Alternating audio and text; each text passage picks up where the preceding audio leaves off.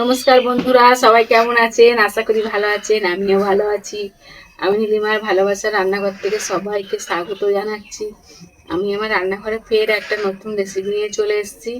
এখন খুবই গরম, গরমের মধ্যেও আপনাদের দাদাভাই কচু শাক নিয়ে এসছে এর খাবে বলে, তাও আবার নারকোল দিয়ে। তো এই কচু শাকটা কীভাবে বানাবো আমি সব কিছু এই ভিডিওতেই দেখাবো। আপনারা প্রথম থেকে শেষ পর্যন্ত দেখবেন, তাহলে বুঝতে পারবেন আমি কীভাবে বানাচ্ছি। তার জন্য আমি কচু শাকটা ধুয়ে কেটে পরিষ্কার করে নিয়েছি। এই দেখুন, দুটো চুবড়ি হয়েছে, কেটে ধুয়ে পুরো পরিষ্কার করে নিয়েছি, জল ঝরছে। আর এদিকে কি মশলা দেব আমি দেখিয়ে দেবো। কি মশলা দেবো আমি দেখিয়ে দিচ্ছি। ফোড়নেরটা পরে দেখাবো, ফোড়ন দেওয়ার আগে দেখাবো। এখন কি বাটা মশলাটা দেবো সেটা আমি দেখিয়ে দিচ্ছি।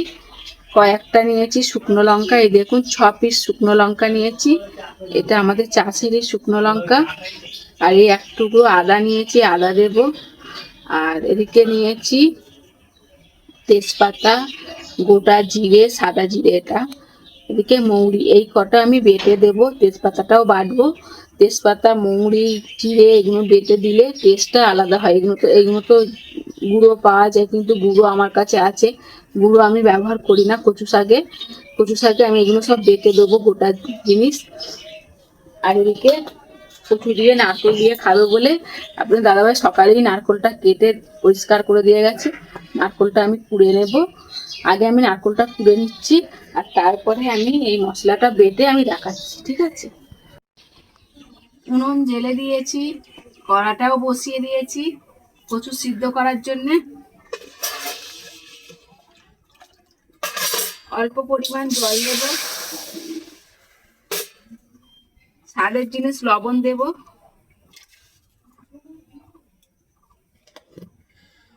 কচুগুলো ঢেলে দেব।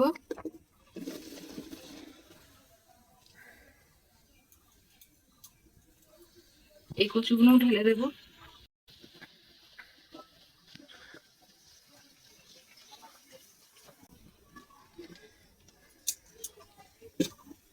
এবার চাপা দিয়ে দেবো। 2-3 মিনিট পরে আবার নেড়ে দেব। নারকোলটা বাটা হয়ে গেছে, ওদিকে উনুন চলছে, এই দেখুন।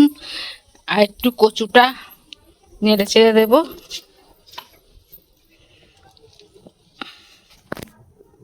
এই দেখুন, কচুটা অনেকটা কমে গেছে। এই দেখুন, একটু নেড়ে ছেড়ে দিলে আরো কমে যাবে।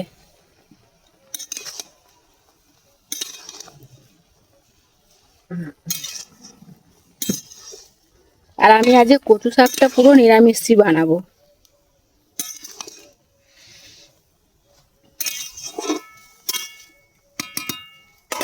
5 মিনিটের জন্য চাপা দিয়ে দেব।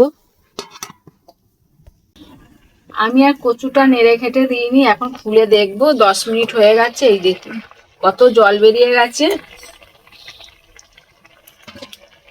কচুটা সিদ্ধও হয়ে গেছে। এবার আমি চুবড়িতে ঢেলে নেব। এই দেখুন, চুবড়ি নিয়েছি, বাটি নিয়েছি, কচুটা ঢেলে নেব। কচুটা দেখুন কতটা জল ঝরছে। একটু কাট করে দেব। এদিকে কড়াটা পরিষ্কার করে নিয়েছি। আমি সর্ষের তেল দিয়ে কচুটা বানাবো। কড়াতে পরিমাণ মতো সর্ষের তেল দেব।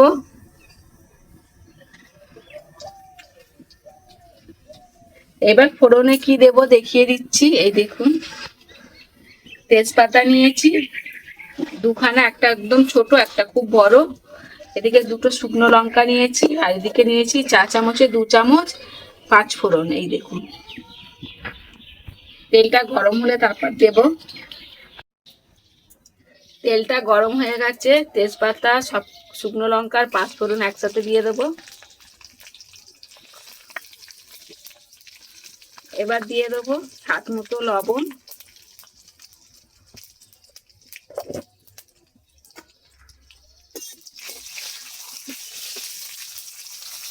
ফোড়নটা ভাজা হয়ে গেছে, এবার দিয়ে দেবো মশলা।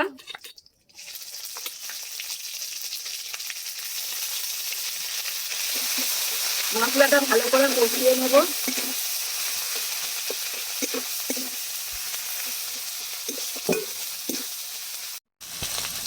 হলুদ, মশলাটা তেল ছেড়ে দেখে তারপরে আমি কচুটা দেবো। কড়াটার মধ্যে রোদ্দুর পড়েছে, দেখুন কত সুন্দর লাগছে, আর তেলটাও ছেড়েছে খুব সুন্দর। এই দেখুন মশলায় তেল ছেড়ে দিয়েছে, এই দেখুন। এবার দিয়ে দেবো ছেঁকে রাখা কচুটা।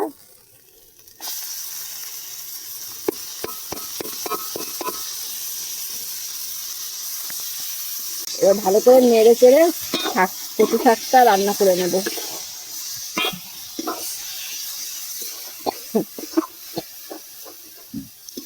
লঙ্কা ফোড়ন দিয়েছি, ভীষণ লাগছে। এই কচু শাকের জলটা শুকনো হবে, তারপর মিষ্টি নারকেল দিয়ে নেড়ে চেড়ে নামিয়ে নেব। কচু শাকে যতক্ষণ না জল শুকনো হবে ততক্ষণ নাড়তে হবে এইভাবে, আর ভালো করে জাল দিতে হবে। আমি তো সব বাটা মশলা দিয়েছি, আপনারা চাইলে গুঁড়োও দিতে পারেন, জিরে গুঁড়ো, মৌরি গুঁড়ো, লঙ্কা গুঁড়ো। আমি কচু শাক করলে বেটেই দিই, খুব কম গুঁড়ো দিই, যখন দেখি সময় নেই পাচ্ছি না তখন দিই। এইভাবে নাড়তে হবে, নাহলে এই যে কড়ার ধারগুলো লেগে লেগে যাচ্ছে, এগুলো লেগে লেগে যাবে, তাহলে পুড়ে যাবে কড়াটা।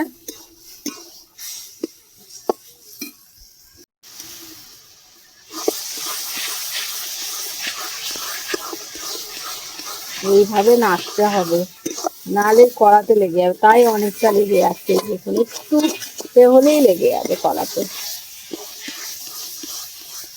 এই দেখুন অনেকটা জল শুকনো হয়ে গেছে, এই দেখুন।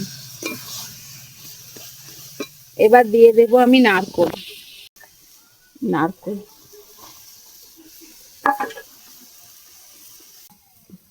অল্প নারকেল রেখেছি এটা উপর দিয়ে দেওয়ার জন্য।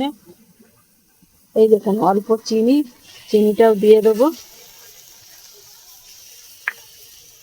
এবার ভালো করে নেড়ে চেড়ে আর একটু ভাজবো।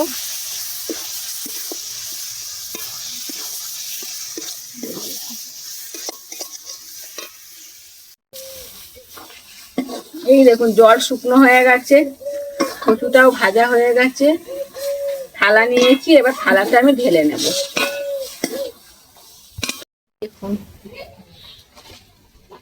এবার ওপর দিয়ে আমি কাঁচা নারকেল ছড়িয়ে দেব।